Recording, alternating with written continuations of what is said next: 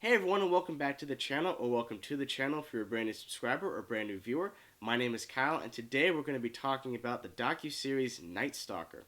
This is a four-part miniseries detailing the efforts of detectives Gil Carrillo and Frank Salerno to try to take down a serial killer that's hunting people in 1985, also known as the Night Stalker.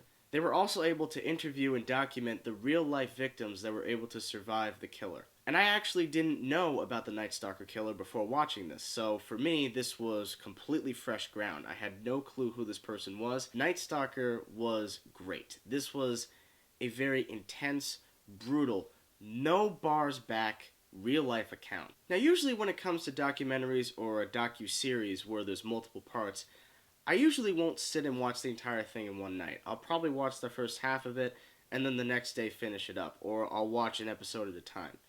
With Night Stalker, I was completely glued to my seat for all 3 hours of this show. Now, one thing I want to make perfectly clear to everyone watching this video is I have never reviewed a documentary. I've never reviewed a docuseries before. This is my first one.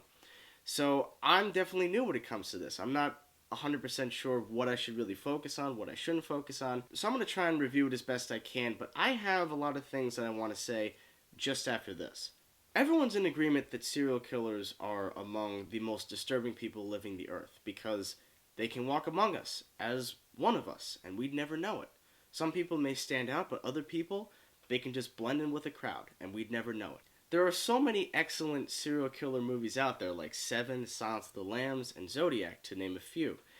But again, those are all movies. This is a real life account. Every single person in this docuseries are real people who experienced either firsthand or saw him behind bars, and it just makes it that much more intense. And the best thing any documentary or docu-series can do is educate you, and I for sure feel educated after watching this. I will definitely be checking my windows, definitely checking the doors. I feel like that's what everyone's going to be doing after they watch this show. There were definitely moments throughout this docu-series where I was just kind of like looking around the room because I was watching it in a dark room. I was really looking around, just being like, what if there was someone out there, just someone lurking in the shadows? And like the best serial killer movies, that is the horror that is inflicted. Serial killer movies are true horror movies because they are people who walk among us and we'd never know that they existed. We'd never know it. With all of the disturbing and chaotic moments of this, there are a couple of moments of levity that they put in. And there's one particular line that is definitely the talk of Twitter this week, and I feel like for the coming weeks, it'll definitely be referenced a lot. There were a couple of funny moments, and I was glad to at least have a chuckle throughout all the disturbing stuff I was watching. Whenever you set anything, and I mean anything in the 1980s, I definitely get a bit more invested. That is definitely my favorite decade for movies, and yes, a lot of them are very over the top, but some of them, to me, are the greatest movies of all time. And it makes it that much more disturbing when I see Polaroid images of some of the most disturbing, haunting, brutally grotesque imagery I've seen in quite some time. I had absolutely no idea what thumb cuffs were before watching it. No clue. And the mere thought of that is sickening. Now, the one thing that is absolutely for sure is the heart and soul of this miniseries are the two detectives, Gil Carrillo and Frank Salerno. These guys are the true heroes out there. That is for sure. Since this is my first documentary review, I'm not going to give this a grade. In fact, I'm not even sure what grade I would give it. It would definitely be somewhere in the A range, that is for sure. I'd say the only issue I might have had is maybe the first 20 minutes were a bit slow to get us into the story. And I guess the bigger fundamental issue with it is there could have been more attempts to get to know the killer more after he was apprehended during the 90s when he was finally telling everybody what was going on. I feel like maybe you could have focused on that a bit more. It's a cruel, cruel summer. Now, guys, I have some things that I really want to say right now, and I'm not going to hold anything back. I'm going to tell you guys exactly how I feel about this next statement.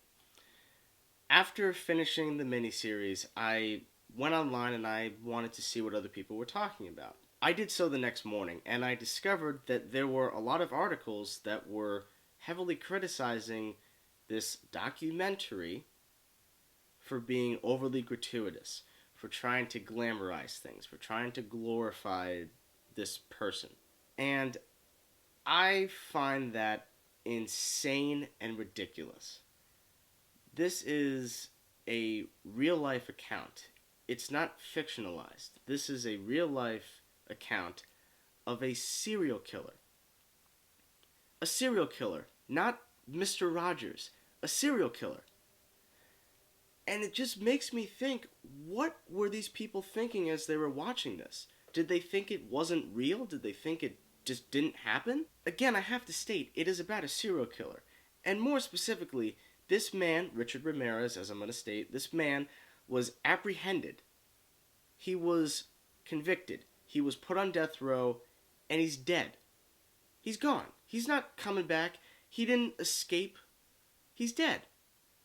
So I think this discourse, this criticism against trying to somehow glamorize it by trying to bring it out into the spotlight is honestly laughably stupid to me. It is utterly ridiculous that people are trying to say that this show glamorizes anything. The fact that you have the real life victims talking about what they went through, none of that's made up. None of that is glamorized. We're learning the inside story about one of the most notorious serial killers of all time. This series is also rated TVMA, for mature audiences only. The rating is there. Seven was released 26 years ago in 1995. And I heavily feel like if it was released today, people would have went absolutely nuts. They would have tried to order people to try to edit certain things to make the movie less intense. But that would be deriving and depriving the movie of its message that crime is everywhere. And these evil people can walk among us and we'd never know it. They would try to make attempts to make the story more sanitary. And that's not how these movies and these real life stories should ever be. The one thing I will say is, if you didn't enjoy this miniseries, if you said, I don't like this, I don't want to see it again, that's fine. Honestly, that is totally fine. I can understand if anybody didn't enjoy watching this. This is not the kind of docuseries that you really enjoy watching. You can get invested in it, but enjoying watching it is kind of creepy. But if you didn't like this miniseries, that's completely fine. But if your criticism about it is, it's going too far, you shouldn't be showing this, then you shouldn't be watching it at all. They're not going to hold anything back for you. They're going to tell you the cold hard truth, and that's what we deserve to hear. This is a story about a serial killer who was real, he existed, he was apprehended, he was put on death row, and he's dead. So I feel like any attempt to try to censor what he did is completely irrelevant. And I think the greatness coming out of the show is learning about the true heroes behind it, Gil Carrillo and Frank Salerno. These are two guys that not only do I wish I could meet, but I wish that they could make more miniseries about them and their great efforts to stop evildoers. Because in reality, they are the real superheroes. They are the guys that stop the evildoers, as I just said. So what did you guys think about Night Stalker? Did you find it absolutely disturbing? I'm sure you did. But just how disturbing? I'd like to know in the comments, so please send them in the comment section below. Don't forget to give this video a like, please subscribe for more, and until then, stay tuned.